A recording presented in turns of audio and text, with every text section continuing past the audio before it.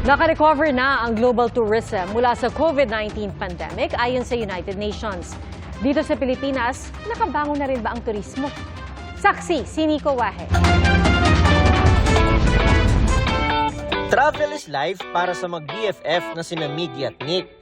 Sa 8 taon daw nilang pagkakaibigan, nasaksiyan nila ang magagandang tanawin sa Pilipinas at sa ibang bansa. Totoo raw ang friends that travel together, stay together. Yung travel kasi parang somehow nakaka-relax ako from my work. Tsaka parang nahihil ko yung inner child ko. Mas lalo pang nadagdagan ang kanilang lakwatsa nang magbukas sa mga paliparan matapos ang COVID-19 pandemic. There are lots of plans na na-cancel because of pandemic. So right after that, I can say na kating-kating mag-travel for the following years. At mukhang buong mundo ang nangangati para makapaglamyerda matapos ang pandemic. Ayon sa UN Tourism, nakarecover na raw ang global tourism mula sa COVID-19 pandemic.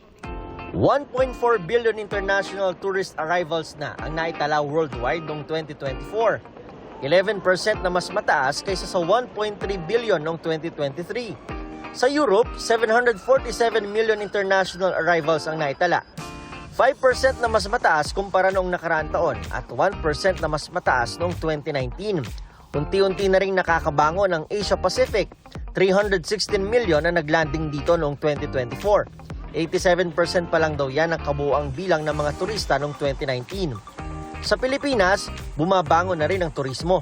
Sa datos ng Department of Tourism, 5.9 million ang tourist arrivals noong 2024. Bagamat hindi pa naaabot ang bilang ng mga turista na dumarating sa bansa noong 2019, kalidad naman daw ang nabigay sa atin ng mga bumisita na. They spent over 700 billion pesos. So, in 2019, I think they only spent 600 billion. So, that for me is already a very good news. In the end, kasi yun ang talagang nagda-drive ng economy natin.